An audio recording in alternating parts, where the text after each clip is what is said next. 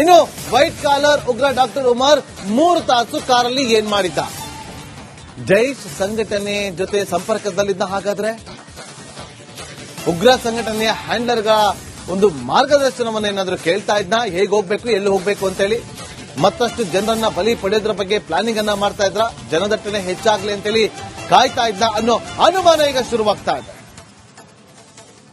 ಬೆಳಗ್ಗೆ 7 ಫರೀದಾಬಾದ್ನಿಂದ ಹೊರಡುವಂತ ಡಾಕ್ಟರ್ ಉಮರ್ ಮಧ್ಯಾಹ್ನ 3 ಗಂಟೆ ಸುಮಾರಿಗೆ ಬಂದು ತಲುಪೋದು ಸುನೇರಿ ಬಳಿ ಇರುವಂತಹ ಒಂದು ಕಾರ್ ಪಾರ್ಕಿಂಗ್ ಜಾಗಕ್ಕೆ. ಅಲ್ಲಿಂದ 3:30 ಹತ್ರ 6 ಗಂಟೆ 22 ನಿಮಿಷದವರೆಗೂ ಕೂಡ 3 ಗಂಟೆಗಳ ಕಾಲ ಕಾರಲ್ಲೇ ಇರ್ತಾನೆ. ಕಾರಲ್ಲೇ ಇದ್ದುಕೊಂಡು ಏನ್ ಮಾಡಿರಬಹುದು ಅಂದ್ರೆ ಉಗ್ರ ಸಂಘಟನೆಯ ಹ್ಯಾಂಡ್ಲರ್ಗಳ ಜೊತೆಯಲ್ಲಿ ಏನಾದ್ರೂ ಮಾರ್ಗದರ್ಶನವನ್ನ ಪಡೆದುಕೊಳ್ತಾ ಇದ್ದ, ಏನ್ ಮಾಡಬೇಕಿಗೆ ಪ್ಲಾನಿಂಗ್ ಅನ್ನ ಮಾಡ್ತಾ ಇದ್ದ, ಮತ್ತಷ್ಟು ಜನರನ್ನ ಬಲಿ ಪಡೆಯಲು ಹೊಂಚು ಹಾಕಿ ಕುಳಿತುಕೊಂಡಿದ್ದ. ಯಾಕಂದ್ರೆ ಸಂಜೆಯ ಸಮಯಕ್ಕೆ ಆ ಒಂದು ಜಾಗದಲ್ಲಿ ಹೆಚ್ಚಿನ ಜನಸಂದಣಿ ಆಗುತ್ತೆ, ಅದಕ್ಕೋಸ್ಕರ ನಾನು ಕಾಯಬೇಕು ಅಂತೇಳಿ ಆತ ಅಲ್ಲೇ ಕಾದು ಕುಳಿತಿದ್ನ ಗೊತ್ತಿಲ್ಲ. ಅಥವಾ ಅಲ್ಲಿಂದ ತನ್ನ ಕಾರ್ನಲ್ಲಿದ್ದಂತಹ ಒಂದು ಸ್ಫೋಟಕ ವಸ್ತುವನ್ನ ಬೇರೆ ಕಡೆಗೆ ಹೇಗೆ ಶಿಫ್ಟ್ ಮಾಡಬೇಕು ಅನ್ನೋದ್ರ ಬಗ್ಗೆ ಪ್ಲಾನಿಂಗ್ ಅನ್ನ ಮಾಡ್ತಿದ್ದ. ತನಿಖೆಯಿಂದ ಗೊತ್ತಾಗಬೇಕು. ಇನ್ನು ಕೆಂಪುಕೋಟೆಯ ಸಿಗ್ನಲ್ ಬಳಿಯ ಬೇರೆ ಸ್ಥಳ ಟಾರ್ಗೆಟ್ ಆಗಿತ್ತಾ? ಸ್ಫೋಟವಾದಂತಹ ಸ್ಥಳದ ಸಮೀಪದಲ್ಲೇ ಐತಿಹಾಸಿಕ ಕೆಂಪುಕೋಟೆ ಇದೆ, ಹತ್ತಿರದಲ್ಲೇ ಜೈನ ಮಂದಿರ ಇದೆ, ಗೌರಿ ಶಂಕರ ದೇಗುಲಗಳಿದೆ. ಇವುಗಳ ಉಗ್ರನ ಟಾರ್ಗೆಟ್ ಆಗಿತ್ತಾ ಅನ್ನೋದು ಅನುಮಾನಕ್ಕೆ ಕಾರಣವಾಗ್ತಾ ಇದೆ. ಅಲ್ಲಿಗೆ ಹೋಗುವಷ್ಟರಲ್ಲೇ ಕಾರಿನಲ್ಲೇ ಸ್ಫೋಟಕ ವಸ್ತುಗಳು ಸ್ಫೋಟವಾಗಿರಬಹುದು ಅಂತೇಳಿ ಶಂಕೆ ವ್ಯಕ್ತವಾಗ್ತಾ ಇದೆ. ಬ್ಯಾಕ್ ಟು ರಂಜಿತ್, ಒಂದಷ್ಟು ಸ್ಫೋಟಕ ಸಂಗತಿಗಳೀಗ ಹೊರಗಡೆ ಬರ್ತಾ ಇದೆ. 3 ಗಂಟೆ 19 ನಿಮಿಷಕ್ಕೆ ದೆಹಲಿಯ ಸುನೇರಿ ಬಳಿ ಇರುವಂತಹ ಪಾರ್ಕಿಂಗ್ ಬರುವಂತ ಆತ ಸಂಜೆ 6 ಗಂಟೆ 22 ನಿಮಿಷದವರೆಗೂ ಕೂಡ ಕಾರಲ್ಲೇ ಇರ್ತಾನೆ. Doctor Umar, terror doctor Umar ಕಾರಲ್ಲೇ ಇರ್ತಾನೆ. ಆ 3 ಗಂಟೆ ಏನ್ ಮಾಡಿರಬಹುದು ಅನ್ನೋದು ಕುತೂಹಲ. ತನಿಖೆ ಕೂಡ ನಡೀತಾ ಇದೆ. ಜೊತೆಗೆ ಕೆಂಪುಕೋಟೆ ಈತನ ಟಾರ್ಗೆಟ್ ಆಗಿತ್ತಾ, ಜೈನ ಮಂದಿರ ಟಾರ್ಗೆಟ್ ಆಗಿತ್ತಾ, ಹಿಂದೂ ದೇಗುಲ ಕೂಡ ಈತನ ಟಾರ್ಗೆಟ್ ಆಗಿತ್ತಾ ಅನ್ನೋದು ಕೂಡ ಕುತೂಹಲಕ್ಕೆ ಕಾರಣವಾಗ್ತಾ ಇದೆ. ತನಿಖೆ ಯಾವ ಆಯಾಮದಲ್ಲಿ ನಡೀತಾ ಇರಬಹುದು? ಈಗ ತನಿಖೆಯ ಮಾಹಿತಿಗಳೇನಾದರೂ ಸಿಗ್ತಾ ಇದೆಯಾ ರಂಜಿತ್?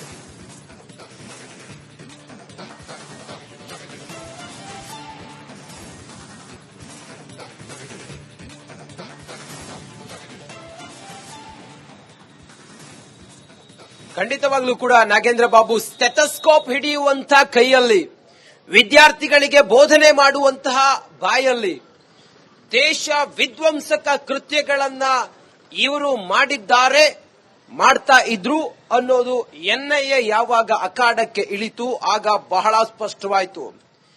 ಜೈಷ್ ಎ ಮೊಹಮ್ಮದ್ ಸಂಘಟನೆ ಜೊತೆಗೆ ಅವರ ಹ್ಯಾಂಡ್ಲರ್ಗಳ ಜೊತೆಗೆ ಇವ್ರಿಗೆ ಸಂಪರ್ಕ ಇತ್ತು ಅನ್ನೋದು ಗೊತ್ತಾಯಿತು. ಸಾದಿಯಾ ಅನ್ನುವ ಈ ಯಾರು ಜೈಷ್ ಎ ಮೊಹಮ್ಮದ್ ಸಂಘಟನೆಯ ಮುಖ್ಯಸ್ಥ ಏನಿದ್ದಾನೆ ಆತನ ತಂಗಿ ಸಾಹಿಲ್, ಇವಳು ಮಹಿಳಾ ಸಂಘಟನೆ ಮೊಹಿಮತ್ ಅನ್ನುವಂತ ಮಹಿಳಾ ಸಂಘಟನೆ ಕಟ್ಟಿ ಭಾರತದಲ್ಲಿ ಅದನ್ನ ಹ್ಯಾಂಡಲ್ ಮಾಡ್ತಾ ಇದ್ದದ್ದು ಶಾಹಿದಾ ಶಾಹೀನ್ ಅನ್ನೋದು ಕೂಡ ಬಯಲಾಯಿತು. ನೀವು ಹೇಳಿದ ಹಾಗೆ ಈ ಉಮರ್ ನಬಿ ಅಲಿಯಾಸ್ ಡಾಕ್ಟರ್ ಏನಿದ್ದಾನಲ್ಲ, ಈತ 7:30 ಸುಮಾರಿಗೆ ಇಲ್ಲಿಂದ ಹೊರಟಿದ್ದ. ಹೊರಡೋದಕ್ಕಿಂತ ಮುಂಚೆಯೂ ಕೂಡ ಆತನ ಮನಸ್ಸಿನಲ್ಲಿದ್ದದ್ದು ತನ್ನ ಜೊತೆಯಲ್ಲಿ ಇದ್ದಂತ ಎಲ್ಲಾ ಟೆರರ್ಗಳನ್ನ ಪೊಲೀಸರು ಯಾವಾಗ ಬಂಧನ ಮಾಡಿದ್ರು ಇಲ್ಲಿಂದ ಆತ ತಪ್ಪಿಸ್ಕೊಂಡು ಹೋಗಬೇಕಾಗಿತ್ತು. ಆ ಕಾರಣದಿಂದ ಆತ ಈ ಫರೀದಾಬಾದ್ ಅನ್ನ ಬಿಟ್ಟು ಡೆಲ್ಲಿಗೆ ಆತ ಎಸ್ಕೇಪ್ ಆಗುವಂತ ಪ್ಲಾನ್ ಮಾಡ್ತಾನೆ. ಲ್ಯಾಬ್ನಲ್ಲಿ ಸ್ಫೋಟಕ ಇತ್ತು, ಆತನ ಕಾರ್ನಲ್ಲೂ ಕೂಡ ಸ್ಫೋಟಕ ಇತ್ತು. ಹೀಗೆಲ್ಲ ಇರುವಾಗ ಇದನ್ನ ತಪ್ಪಿಸಿಕೊಂಡು ಹೋಗಬೇಕಾದ ಆತ ತನ್ನ I-20 ಕಾರ್ನಲ್ಲಿ 7 ಗಂಟೆ 30 ನಿಮಿಷಕ್ಕೆ ಇಲ್ಲಿಂದ ಹೊರಟವನು ನೇರವಾಗಿ ತಲುಪೋದು ದೆಹಲಿಯ ಸುನೇರಿ ಬಳಿಯ ಕೆಂಪುಕೋಟೆಯ ಪಾರ್ಕಿಂಗ್ ಇದೆಯಲ್ಲ, ಆ ಪಾರ್ಕಿಂಗ್ ಜಾಗವನ್ನ ತಲುಪ್ತಾನೆ. 3 ಗಂಟೆ 19 ನಿಮಿಷಕ್ಕೆ ತಲುಪ್ತಾನೆ. ಆತ ಅಲ್ಲಿ ತಲುಪಿದವನು ಅಲ್ಲೇ ಇರ್ತಾನೆ, ಯಾರಿಗೂ ಅನುಮಾನ ಬಾರದ ರೀತಿಯಲ್ಲಿ ಇರ್ತಾನೆ. ಆತನ ಉದ್ದೇಶ ಇದ್ದಿದ್ದು ಕೆಂಪುಕೋಟೆಯಲ್ಲಿ ಅಲ್ಲಿ ಯಾವಾಗ ಸಂಜೆ ಹೊತ್ತಿಗೆ ಪೀಕ್ ಕ್ರೌಡ್ ಆಗುತ್ತೆ ಆ ಸಮಯಕ್ಕೆ ಹೋಗಿ ಅಲ್ಲಿ ಅದನ್ನ ಬ್ಲಾಸ್ಟ್ ಮಾಡಿದ್ರೆ ಬಹುಶಃ ಪ್ರಾಣಹಾನಿ ಹೆಚ್ಚಾಗಬಹುದು ಅನ್ನೋದು ಆತನ ಲೆಕ್ಕಾಚಾರ ಇತ್ತು. ಚಾಂದಿನಿ ಚೌಕ್ ಎನ್ನುವಂತ ಆಯಕಟ್ಟಿನ ಜಾಗ ಇದೆಯಲ್ಲ, ಅದನ್ನ ಮಿನಿ ಮುಂಬೈ ಅಂತೇಳಿ ಕರೀತಾರೆ. ಯಾಕಂತ ಹೇಳಿದ್ರೆ ಲಕ್ಷಾಂತರ ಜನ ಬರ್ತಾರೆ ಹೋಗ್ತಾರೆ, ಮತ್ತೆ ಅಲ್ಲಿ ಅಷ್ಟು ವ್ಯವಹಾರ ವಹಿವಾಟೆಲ್ಲ ಆಗುತ್ತೆ. ಇಂಥ ಜಾಗದಲ್ಲಿ ಬ್ಲಾಸ್ಟ್ ಮಾಡಿದ್ರೆ ಅದು ದೇಶದಲ್ಲಿ ಒಂದು ಆತಂಕವನ್ನ ಸೃಷ್ಟಿ ಮಾಡಬಹುದು ಅನ್ನೋದು ಆತನ ಲೆಕ್ಕಾಚಾರ ಆಗಿತ್ತು. ಅದರಂತೆ ಆತ 3 ಗಂಟೆ 19 ನಿಮಿಷಕ್ಕೆ ಬಂದವನು 6 ಗಂಟೆ 6:22 ತನ್ನ ಪಾರ್ಕಿಂಗ್ ಜಾಗದಿಂದ ಹೋಗ್ತಾನೆ. ಪಾರ್ಕಿಂಗ್ ಜಾಗದಿಂದ ಹೊರಡುವಾಗ ಆತನ I-20 ಕಾರಿನ ಬೋನೆಟ್ ಓಪನ್ ಆಗಿತ್ತು. ಬಹುಶಃ ಆ ಬೋನೆಟ್ ನಲ್ಲಿ ಆತ ಸ್ಫೋಟಕವನ್ನ ತುಂಬಿರಬಹುದು ಅನ್ನುವಂತ ಅನುಮಾನ ಈಗ ತನಿಖಾ ತಂಡ ಹೊರಹಾಕ್ತಾ ಇದೆ. ಅದರ ನಡುವೆ ಆತ 6:52 ಕೆಂಪುಕೋಟೆಯ ಚಾಂದಿನಿ ಚೌಕ್ನ ನೇತಾಜಿ ಸುಭಾಷ್ ಮಾರ್ಗದ ಬಳಿ ಆತನ ಕಾರು ನಿಂತು ಸಿಗ್ನಲ್ ಬಿದ್ದಿತ್ತು. ಸಾವಿರಾರು ಜನ ರೋಡ್ ನಲ್ಲಿದ್ರು. ಅದೃಷ್ಟವಶಾತ್ ಅಂತ ಹೇಳಿದ್ರೆ ಕೆಂಪುಕೋಟೆ ಅವತ್ತು ಬಂದಿತ್ತು, ಸೋಮವಾರ ಬಂದಿರುತ್ತೆ. ಹಾಗಾಗಿ ಯಾವುದೇ ಪ್ರವಾಸಿಗರು ಲೈಟಿಂಗ್ ಇದ್ರು ರಂಜಿತ್ ಹಾಗೆ ಸಂಪರ್ಕ. ಇನ್ನು ವೈಟ್ ಕಾಲರ್ ಉಗ್ರ ಡಾಕ್ಟರ್ ಉಮರ್ 3 ತಾಸು ಕಾರಲ್ಲಿ ಏನ್ ಮಾಡಿದ್ದ?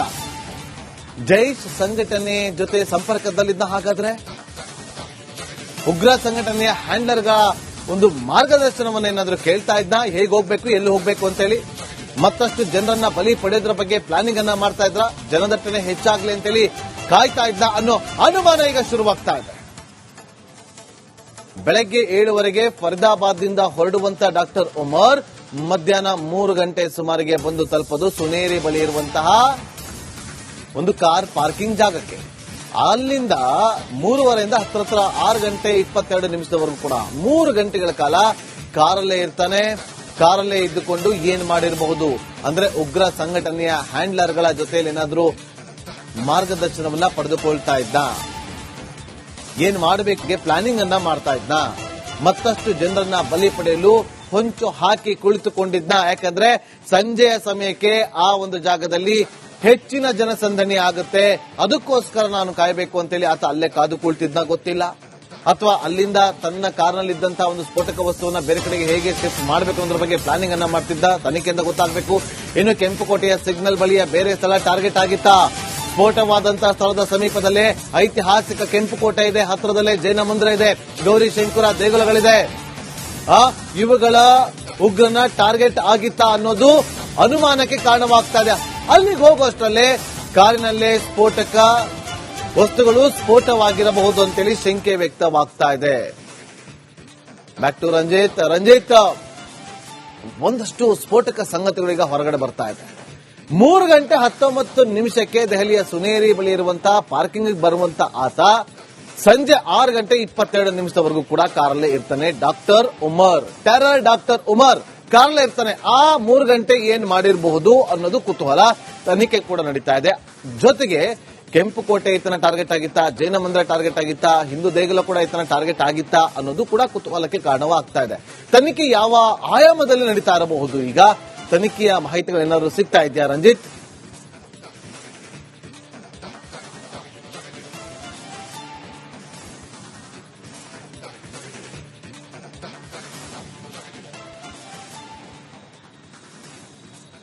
ಖಂಡಿತವಾಗ್ಲೂ ಕೂಡ ನಾಗೇಂದ್ರ ಬಾಬು, ಸ್ಟೆಥೋಸ್ಕೋಪ್ ಹಿಡಿಯುವಂತ ಕೈಯಲ್ಲಿ, ವಿದ್ಯಾರ್ಥಿಗಳಿಗೆ ಬೋಧನೆ ಮಾಡುವಂತಹ ಬಾಯಲ್ಲಿ ದೇಶ ವಿಧ್ವಂಸಕ ಕೃತ್ಯಗಳನ್ನ ಇವರು ಮಾಡಿದ್ದಾರೆ, ಮಾಡ್ತಾ ಇದ್ರು ಅನ್ನೋದು NIA ಯಾವಾಗ ಅಖಾಡಕ್ಕೆ ಇಳಿತು ಆಗ ಬಹಳ ಸ್ಪಷ್ಟವಾಯಿತು.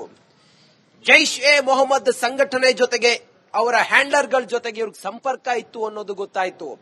ಸಾದಿಯಾ ಅನ್ನುವ ಈ ಯಾರು ಜೈಷ್ ಎ ಮೊಹಮ್ಮದ್ ಸಂಘಟನೆಯ ಮುಖ್ಯಸ್ಥ ಏನಿದ್ದಾನೆ ಆತನ ತಂಗಿ ಸಾಹಿಲ್, ಇವಳು ಮಹಿಳಾ ಸಂಘಟನೆ ಮೊಹಿಮತ್ ಅನ್ನುವಂತ ಮಹಿಳಾ ಸಂಘಟನೆ ಕಟ್ಟಿ ಭಾರತದಲ್ಲಿ ಅದನ್ನ ಹ್ಯಾಂಡಲ್ ಮಾಡ್ತಾ ಇದ್ದದ್ದು ಶಾಹಿದಾ ಶಾಹಿನ್ ಅನ್ನೋದು ಕೂಡ ಬಯಲಾಯಿತು.